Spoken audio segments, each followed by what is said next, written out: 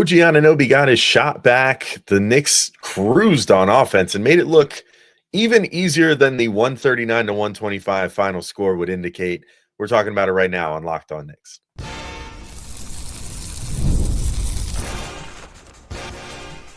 You are Locked On Knicks, your daily New York Knicks podcast, part of the Locked On Podcast Network. Your team every day. All right, welcome in to Locked On Knicks. Today's episode is brought to you by FanDuel. The NFL playoffs are almost here, but it's not too late to get in on the regular season action with FanDuel because right now, new customers can finish the season strong with $250 in bonus bets if your first $5 bet wins. Visit FanDuel.com to get started. And I want to remind you all that your favorite podcast now has a newsletter introducing the Locked On Knicks Daily Newsletter, one stop for ultimate team and league coverage delivered right to your inbox. Sign up for free now at LockedOnDaily.com. That's LockedOnDaily.com and start your day with the all-new free Locked On Knicks newsletter. And, of course, if you're listening to us right now, make sure you hit that subscribe button so you never miss an episode, whether it's on your favorite podcast app or YouTube. We're right here for you guys. You can also turn on the auto download function on your favorite podcast app or the notification bell on YouTube so you never miss an episode.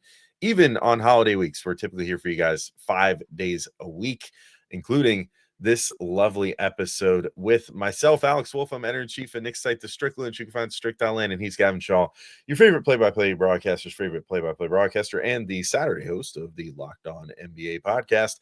And the Knicks 139 to 125, Gavin, win this game. And another one of those lovely games where I know it's not true, but it's nice to inflate our egos a little bit and feel like the Knicks were listening to Locked On Knicks because it felt like everything that we talked about from the previous game just kind of came to be in this one. OG Anunoby, we were like, oh, geez, starting to get a little worrisome with the shot. What's going on with this guy? Comes in 31 points, 13 of 15 from the field, 4 of 6 from three. 7 boards, 4 assists, and a steal. Made it look real easy against his former team, and real easy against the guy who you would maybe expect to put up more of that sort of scoring line coming back to the Garden, and RJ Barrett with the year that he's having this year. RJ still had a pretty good game, but not nearly as good as OG did in this one. He also notably, I thought it was a really funny gag. Honestly, props to the MSG team. At the end of the game, they clearly had this gag prepared for weeks and were waiting for another OG big scoring performance. Made a special microphone block that said MSOG on it. And Alan Hahn, despite normally seeming generally annoyed by antics of anyone when he's interviewing them, was like, here, OG, take the mic. And then seemed even more annoyed by the fact that OG said, no, I'm not taking the mic this time. It was great.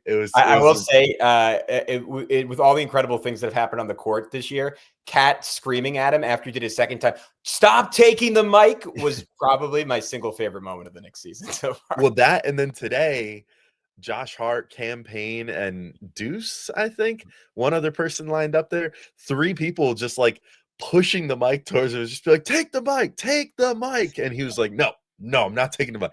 OG doesn't do what you want him to do. You know, that's just how OG rolls. He's too cool for that. He marches to the beat of his own drum. But Gavin, I thought that this was exactly what I needed to see out of him. Certainly, a return to form, shooting the ball from 3, but also just a stark reminder of like what the Knicks got in exchange for RJ Barrett, which was a defensive stalwart, but also a guy who just has that explosive athleticism that we got to see a few times in this game, including a dunk that I think perfectly encapsulated it, where he dunked right over RJ. And, was this because OG is just sort of the type of athlete that RJ isn't, and that the Knicks were sorely lacking at the time that they made that trade. Just all in all, a phenomenal return to form for him. I thought it was a great way to push us into this Christmas Day showdown, to have essentially all the guys that you would want to have big moments in the games leading up to this game, hopefully leading to a giant Christmas Day win where they just all go off all at once. Yeah, it felt like kind of the perfect balance of last year's like grit and heart and this year's shot making. Like the Knicks played really defined by OG, a super physical game, I thought, and sort of bullied Toronto, that was obviously missing Jakob Poeltl and didn't have any sort of rim protection. into submission. The Knicks put this up on a graphic that they're now 38, or well, after tonight, 39-13 with OG Anunoby. I calculated this from 38-13. That would have been a 61 win pace over a full season. So the Knicks play like, again, I've said this a bunch since I've gotten him, like a top 2 or 3 team in the NBA when OG Anunoby's on the court. And after a 10-game stretch, we said it earlier, we were shooting, I think, what was it, 38% from the field, 24% from 3. Like, this was a return to form. And what I loved about it was the 3-point shooting's been lacking from him, but almost more concerning to me, and you mentioned the elbow brace, so I was trying to put 2 and 2 together, was just sort of the lack of physicality, where early in the year you just saw him over and over again pinning guys under the rim, right? And also getting into his mid-range game, right? It wasn't just hot shooting. That was a lot of it, but he found ways to score on all 3 levels. And tonight was absolutely a return to form. Like, I don't have the number on it. I would guess he had something like 16 points at the rim. And it was like, he looked like baby Shaq out there for long stretches in this one. Like, he bullied Chris Boucher, who's 4 or 5 inches taller than him, to score his first basket. 2 different times, sealed Grady Dick under the rim. The first one was my favorite because he was just sort of like calmly waiting in the corner. Grady Dick fell asleep. And the second, the ball went to his side and he noticed that Grady Dick like wasn't really paying attention. He literally just shoved him under the basket. Dick didn't know what was coming to him. And then one pass away, sealed him, got the ball and won. His rebounding was really good. It was one of my like better rebounding games he's had. Had another one where he just like caught a ball in traffic and laid it right back in with like 3 or 4 different Raptors around him. And then the shot, like he was in a great rhythm. Like I think it was the 3rd to last one he hit where he just had that spin back that literally had Scotty Barnes falling and the ball didn't even touch the rim going through the net. And Jamal Crawford's like, I would have been talking some crap after doing that. And he's just sort of silently, robotically jogging back. Started this game 11 for 11, Alex. That tied a Knicks record, including Mitchell Robinson. Missed his next one, unfortunately, but you said it, a return to form. Like the shot, it was that feeling of like when you're playing and you make a few in a row and you're like, all right, if I can just keep getting the ball into the same spot on my hands, it'll go in. And for someone who's had some issues calibrating his power recently, he was flicking it, and they were just these perfect rainbows every single time. Yeah, for sure. And I mean, that's to say nothing too of the passing, where I thought that, he was doing a good job with that as well. The 4 assists, like, I think at his best, he, is making quick decisions this year. He's not thinking too much about it. And, you can sort of tell with him, it's like it's probably one of my favorite Clydeisms, other than like the silly ones, but one of my favorite real ones is that I always think about this when I watch certain players. It's like lately it feels like he's been thinking about the shot too much, and you can see the gears turning the second the ball gets to him, that he takes that extra half second to process and try to be like, okay, my feet set, is my arm extension going to go perfect? Like, am I lined up with the hoop, blah, blah, blah. How are the laces or the whatever, like he's checking everything, just to make sure that everything is aligned, whatever. And it's been off, but in this one, it just felt more smooth for him. And, it bled into every part of the game. Like even just the, getting 7 boards, like getting 4 assists. Like the assists weren't anything crazy to write home about, but there were a couple that were pretty nice, like a nice head up look to campaign down the floor. And I think he fed Cat inside at one point for a pretty nice look. So like, I wish that one thing that I do wish that we would see is a little more of the left to right action with him and Mikal in the corners, where they kind of get the ball in the corners and drive towards each other and whatever. But that didn't seem to be the focus in this game. And that's fine because they both had good games, and, the team overall played great, obviously, and didn't really need anything extra than what they had. But, all in all, I just thought it was a fantastic game for OG, and really just, he did nothing wrong in this one. There wasn't a single thing that I looked at and was like, oh, I wish he had done that a little better. The 11 for 11 was super impressive too. And that was a great feeling to have as a fan, just being able to see him hit 11 of 11. Like, it's nice having that feeling back with him, even just for this game. Maybe he reverts a little bit back next game, but even just for this one game, where that was what it felt like early in the season with him, where it was like every single time he touched the ball, you're like, that's going in, because OG's just not missing right now. And maybe this now sets him on another trajectory where he averages like 20 points a game again for another 10 games or whatever, and starts kind of recapturing some of that early season glory. I guess we'll see, but like for now, this was just a really phenomenal all around game for him. I think he looked like pretty easily the best. Well, maybe you give it to Cat. I don't know. Cat did a little more nonchalant in this game. I don't know, but I think OG looked like the best player on the floor in this game. Yeah, I would agree with that, especially Cat. It has obviously helped OG too, but Cat had such a built-in advantage with no Jakob Poeltl. Yeah. Like there was just no one to guard him. And after a first quarter where he was fumbling away these great chances, like it just clicked in and he was dominant. But last thing on OG, 7 rebounds in this game. That's the most he's had in a game since November 20th. The Knicks to make the Cat at the 5 lineup work, I think one of the more underrated or at least from what I've seen under discussed parts of it is like both the wings have to be very solid to very good rebounders since neither of them is a true power forward. And OG's the one with the best chance of doing that. If there's a world where he could average 7 instead of 7 being the most he's had in a month, that would be great. Mikal, his last 86 minutes of basketball now, he's at a combined 1 rebound.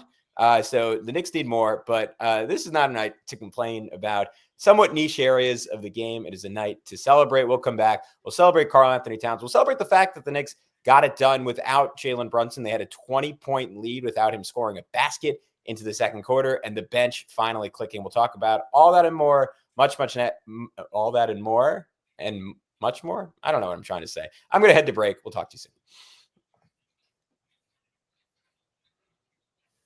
But first, we want to tell you about our good friends over at Robinhood Gold. With Robinhood Gold, you don't need a silver spoon to eat up the financial favors of the 1%.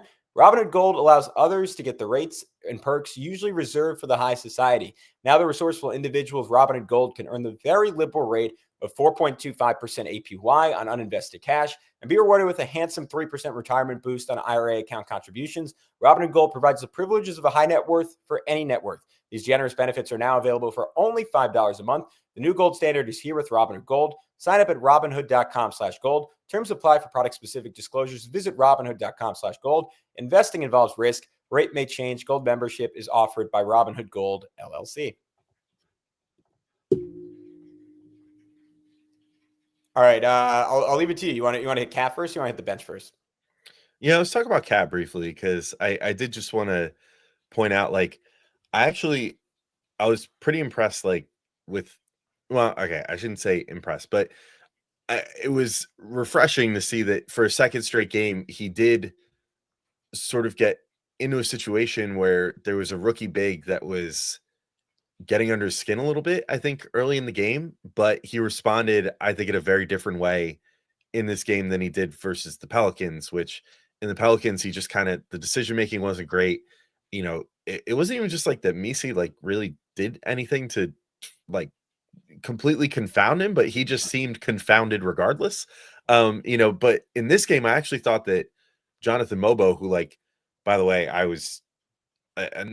feel like I've been tooting my own horn about like draft guys I was into, but I really grew to like Mobo a lot going into this year's draft. Once I started doing a little bit of research on him, like I was like, oh, this guy seems like kind of a no-brainer. Like I think he's gonna be really good. Like everything he does is just, it's like all the little things. And he came out like really strong in this one. Like he kind of went right into Cat a couple of times early and drew a foul at one point and I think finished over him another time and was looking pretty good and also was kind of flummoxing Cat a little bit by virtue of the fact that he was really strong, but also at like a much better height to poke the ball away and like be disruptive at the waist level for Cat, which, is one of those things that like, if you have a good sturdy, like 6'7" guy, it's sort of like Draymond Green or whatever, it's like, that's what those guys can do if they have a good wingspan, even if they're shorter than a 7-footer, they can still kind of be disruptive by just getting a hand on a ball often and just making them really uncomfortable the whole game. It looked like that was maybe where things were going. And yet then Cat just sort of figured it out. And he especially cooked, I think he started cooking Mobo once he realized that he could get a big first step on him, which was thing one. But then also once he got Kelly Olynyk on him too, I thought that he really had a good grand old time in this game. Just all in all, found his offensive game again and was not the smartest with the fouls, obviously fouled out later in the game, which you don't want to see. But other than all that, the passing again, to point out passing for someone I thought just looked great again. I think he had maybe my new favorite Cat pass of the year, which went a little one to Precious or different. No, I'm actually thinking the one to OG. It was the one where was a little nonchalant, and, like, they didn't even really bring it up on the broadcast, but, like, he it was, like, kind of a busted play or an offensive rebound, and, people were scrambling, and I'm actually rewatching it as we speak right now. It ended up to Cat on the sort of the left elbow-ish, but more towards the corner, and then he just, like, gets the ball, turns around, is double teamed on the inside, has 2 guys behind basically the whole defense looking straight at him, and then just with his eyes firmly on the hoop the entire time, passes it out to OG at the three-point line, like, at an angle sort of going behind him. I don't understand, like, the hand control that Cat has on the ball sometimes, but it's really impressive, and it's honestly been I think the main thing that makes his passes so spectacular this year is that his arm will be fully extended, and you think, "Oh, this ball is gonna go, like, to the corner," and then all of a sudden, with just a flick of the wrist, it's up at above the break, at the three-point line. It was just that one boggled my mind. I think just the nonchalance with which he did it, and the fact that you could see he, at least through where his face was facing, never took his eyes off the hoop. Maybe, it's hard to see. Can't see exactly where the whites in the irises of his eyes.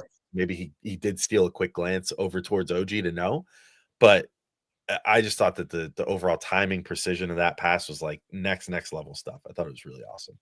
I'd been trying to think when he just waves it out there with one arm. I'm like, what does that remind me of? And then I was listening to our buddies at Knicks Film School today, and DJ Zulo mentioned like he saw a tweet about this. So I don't know how to give original credit here, but he water polos it, right? Where he's just like it's. I watch a little bit of water polo at the Olympics, and I rarely reference play-by-play stuff. That is a sport. If anyone's out there and they have control, I've always wanted to call it. It just seems so fun. But just like the multiple like pump fakes with one arm. And it's crazy because the basketball is whatever, like twice as big as a water polo ball. Maybe I'm off. Someone who knows water polo could tell me. But Cat's, to your point, his control and his ability to manipulate, like I think Nikola Jokic is the only other big currently playing in the NBA. I've seen like, it's more of like an old school thing, but just to manipulate and fake with one hand like that. I mean, obviously MJ famously did that really well, but like that was the one that stood out to me when he had it with one arm. And Precious was doing this looping cut, and it felt like a football route where the quarterback just had incredible protection. His catch just waited, and then just zipped it to him with one hand, and Precious got a layup. It was brilliant. You nailed it with Mobo. Like he was stymieing him early, and I was interested to see just how the Raptors defended, how the Knicks held up, because last time they played, they switched a bunch of pick and rolls. This time they were switching the pick and roll early, and then Cat just and kind of got into it like from his ISO bag.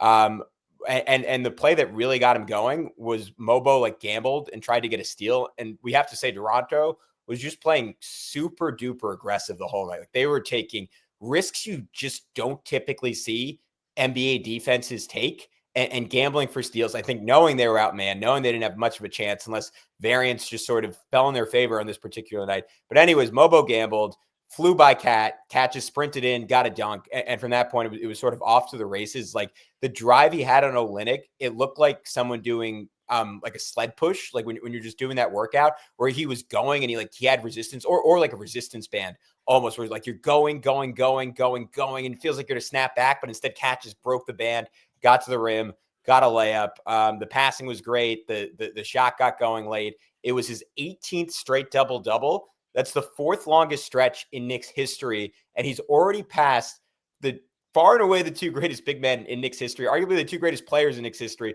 Willis Reed and Patrick Ewing, who obviously played something like a combined 24 years for the Knicks, and Cat's done that in 30 games with the team. Just incredible. Like another confirmation of how incredibly good he's been for this team. Yep, and a group of characters that were also great for the Knicks in this game was the bench. So want to give them their flowers. I mean, we certainly, that was another thing that in our last episode we said the bench needs to do a little more here. The Knicks need a little more help out of the bench. They can't keep getting like 6 points out of these guys. And what do you know? Deuce McBride with 12 points, Cameron Payne with 19 points, Precious even chipped in 5 of his own, although not a great shooting. So let's just forget about that. But we're going to talk about that in just a moment and get into how well the bench played in this game. But first, I want to let you all know about our friends over at FanDuel.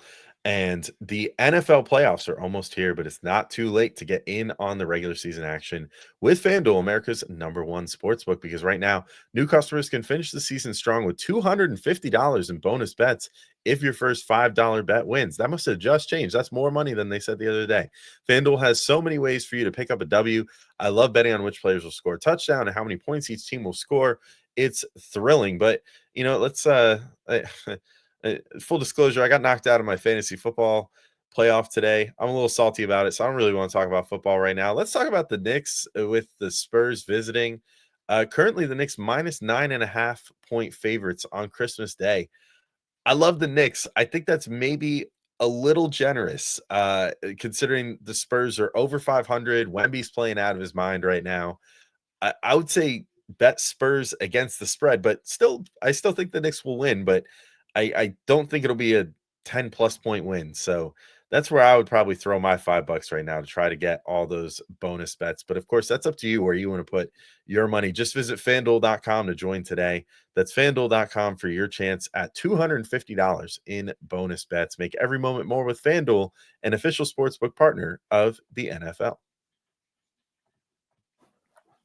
All right, Gavin, let's talk bench because I think we've waited long enough. We just gave these guys a lot of crap in our Pelicans recap episode saying, hey, they kind of need to do a little more than just soak up minutes. Like, it would be really good if these guys could figure out how to score the ball again, because there has certainly been a lot of games this year where it feels like about 95% of the points are scored by the starting lineup. And I mean, with good reason, they have a lot of very talented offensive players there, but it was really good to see in this game. Deuce McBride returned to form, 5 of 8 from the field, 2 of 4 from 3, 12 points, 4 boards, 5 assists, 2 steals for him. Just a very nice, clean Deuce McBride game.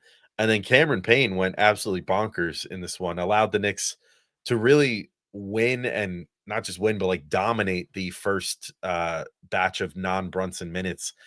Brunson had a really off game for him. I think he missed his first 6, 7, maybe even 8 shots, something like that. It was a lot. Also couldn't make a free throw to save his life. Right. He went 0 for his first 3 from the free throw line, and then finally made one. Ended up 4 of 8 from there, so he did make his 4 or final 5. 3 there, something like that. Yeah. So I mean, not bad, but all in all, like only 12 points from Brunson in this one. He still did his job of drawing the defense and allowing others to find better opportunities by virtue of the fact that he was getting so much attention. But Cam Payne just went out there and just was.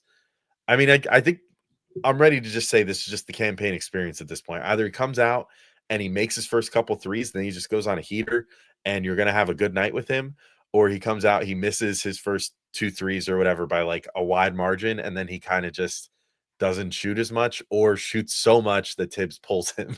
It's going to be one of those 2 things any given night.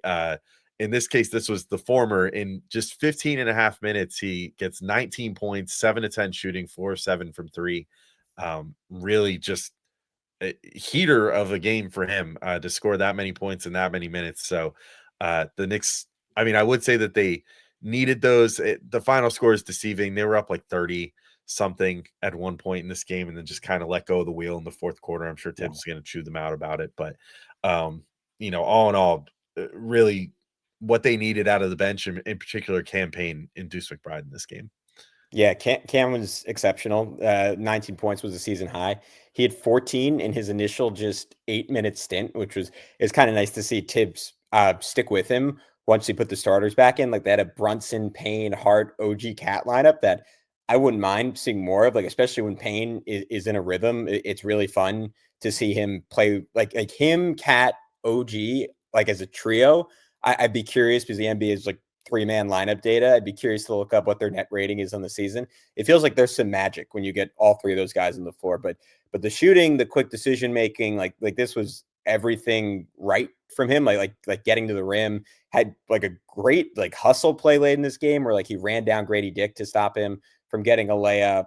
He was awesome. And I thought it was just a really clean game from Deuce. Like we saw against the Pelicans, he missed 3 different open threes. This one, he got an open 3 as a, and this is when you knew it was the Knicks night, when Jalen missed 2 free throws and Precious batted it out. Jalen ran it down, whipped it to Deuce, and Deuce just stroked it. And you were like, all right, that looked pretty pure. Then hit like a pull up right wing three. Like he was just in a really good rhythm, as was pretty much everyone on this team.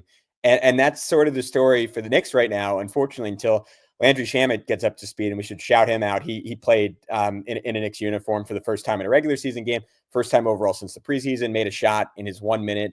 Until he gets up to speed, you're going to be really reliant on those two for offense, because it's not going to be Precious Achiuwa. It is not going to be Jericho Sims. So it's basically Payne and McBride for now, if you're going to get scoring off the bench. But hopefully Landry Shamet's in that conversation too. As far as Brunson, I just wanted to shout out one defensive play from him, because I think I said it during the Wolves pod. Maybe my favorite defensive play he's had all season was when Randall was spinning middle and he just jolted out and poked it away from him. And then he did the exact same thing to RJ Barrett, where RJ was trying to spin outside and he just timed it perfectly and raced in for a double. And you rarely see Jalen make gambles like that defensively. So I don't know if that was like a little like I would say friendly FU is the best way I could phrase it to two of his former co-stars, or if it's just that he knows both those guys' tendencies so well, he could time it up perfectly, but he rarely does that. I want to see more of that, like him leveraging probably his two best assets on defense, his IQ and the strength of his hands. Like more, like give me more, because that's one area where he can be additive on an end of the floor where he's usually targeted. Yeah, for sure. And crazy as it is to say, I'm struggling to find like what else to talk about in this game, in a game where the Knicks scored 139. I guess talk about Shamet just a little bit. Like, I did like what we saw just in the small sample, little smattering that we got of Landry Shamet minutes, a minute and a half. It was kind of funny, like, so the crowd went absolutely nuts trying to get Tyler Kolek into the game. He was off the bench at one point, and then I don't know, it's like when the Raptors cut it to within 15 or whatever, and then Tibbs was like, no, get back there. The starters need to stay out for a couple more minutes. Like, there's only 4 minutes left, and like this game is still in the balance, which I guess in theory it could have been, but we know it wasn't going to actually happen. But at any rate, the crowd got real heated when Tyler Kolek sat back down. So it was kind of funny then at the minute and a half roughly mark, Shamet, Kolek, and Jacob Toppin checked in. The crowd was chanting, "We want Tyler," for like 5 minutes. And finally Kolek gets up, he hams it up a little bit, comes in. But then it seemed like it was almost like the whole team was trying to feed him a shot.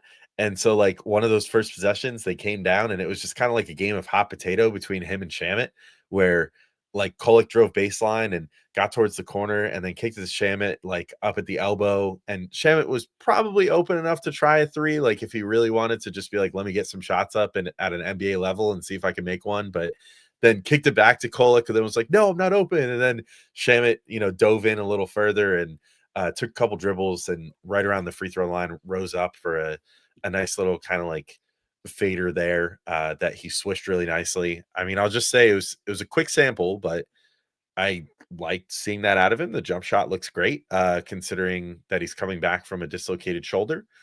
So assuming that I know that they drafted him in the G League draft to keep a close eye on him and his rehab and everything. And, so assuming that all went as planned, and, that they're happy with where his shoulder is and that it's like actually fully healthy and there's no chance of re-injury or whatever, like I would hope that by as soon as maybe the next game, I mean, it's kind of interesting because when Precious came back, there was a little less of an ease-in process. Like Tibbs kind of right away was like, all right, dude, like you're definitely part of the plan. And granted, like Sims sort of played himself off the floor in that game. So I guess maybe that's what the missing key was here, was that nobody in the starters or even the key reserves like really played poorly in this game. So it was difficult to be like, well, let's get Shaman in there because we need something. Like everything was clicking, so you didn't want to mess with it. But hopefully we see Shamet like sooner than later get in there and start soaking up like 10 to 15 minutes a game as he gets his feet wet, because if they get him going and they can have him be a consistent,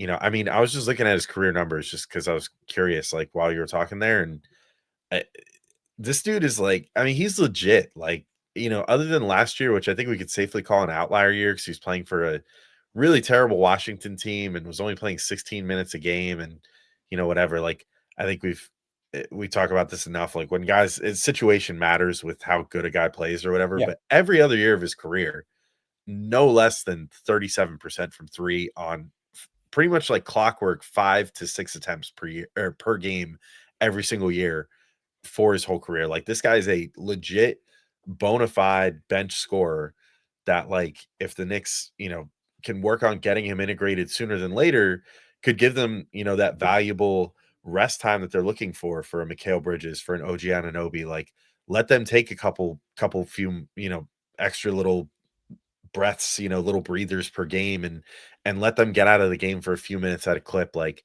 I think he's going to be a real key player, like sort of like how Payne has become at this point. Like he's going to potentially win the Knicks a game or two this year, I think, with, the shooting off the bench that hopefully will be super consistent, because that is, for as much as, Deuce and Payne have been really good this year, there's been that little bit of lack of consistency, and hopefully Shamet can bring that and sort of give you that same balance on the bench that you have in the starting lineup, where you know that if Cat doesn't have a good game, that like Brunson can have a good game, Yeah. that OG could have a good game, that Mikal could have a good game. Soon, hopefully, they'll have that same balance off the bench, where you know that if Deuce isn't going to have a good game, that Shamet can be the guy to make a couple threes, or that Campaign is going to go off or whatever, and that's where you get your bench scoring that day. I think having another gun on there is going to be very, very useful. Yeah, I mean, I think people forget how he was perceived his rookie year. Like, this isn't a 1-to-1 because the other guy I'm going to mention is just more talented and a better dribbler. But it was a little bit about it, like, a little bit similar to how people talk about Jared McCain now. Like, I remember his rookie year, he had a game where he made 7 threes, and people were saying this guy's the steal of the draft. Like, he was an incredible shooter. I was shocked when they traded him 2 years in, and he's never quite recaptured that. But there's a high ceiling there. Like he's big, he competes on defense, and to your point, he can shoot the heck out of the basketball. So I think it is going to lead to a couple of those, like, I mean, nights like tonight where the Knicks, like if they really wanted to, could have scored 140 points, just because they have so much firepower, so much shooting in the starting lineup and now off the bench. Last two things I'll mention. Thought it was a really good Josh Hart game. Did blow coverages a couple of times on defense, had one of his better passes of the year, like a one-handed whip between two defenders in transition to Jalen Brunson, that it then impersonated while going off the floor, which was a very fun moment. Mikal Bridges, another really good shooting game from him. 4 for 8 from 3, hit a wing 3. Feels like we're like officially kind of past the point of like these words could come back to bite me about, but like worrying about his form. And like, even though they're like, sometimes it goes in and it still looks a little weird to me. Like the point, like as long as it goes in, doesn't really matter.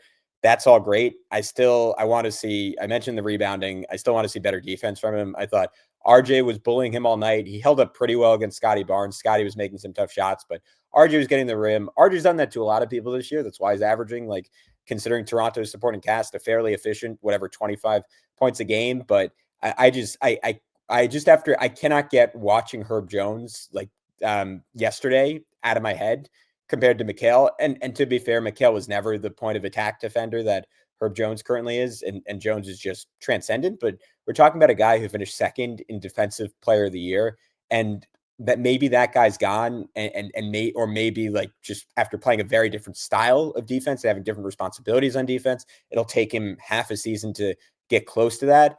I just want to see a facsimile of that, and I want to see a night where you put him on the other team's top option and he makes them sweat in the same way OG Anunoby makes them sweat. Again, that's not exactly his strength, but for someone who is just perceived as such a good defender, I'm hoping for more. And I think even more than that, I think the reason I keep harping on it is because for Knicks to beat the team, for the Knicks to beat a team like the Celtics, I think they need that level from him, and he needs to find a way to get there. And right now, it still looks like he's quite far away from that, even though I think the effort's been better and I think the execution's generally been better on that end of the floor for him. Well, I'm with you, and ultimately, no bigger stage for him to potentially do that than the Christmas Day game Yeah.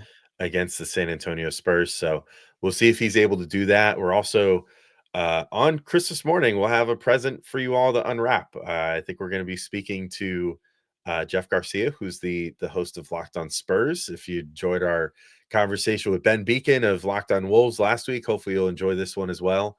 Where we can give you a little preview of the Christmas Day game. Then we'll, of course, have a recap of that some point, probably the day after Christmas, and then at least one more episode before the end of the week. We've been floating the idea of a Shamet episode, so maybe we'll finally do that one. Or maybe just recap the game on Friday. But we got you guys covered for the rest of this week. But until then, thank you all for listening, and we will talk to you soon. Peace out, everybody.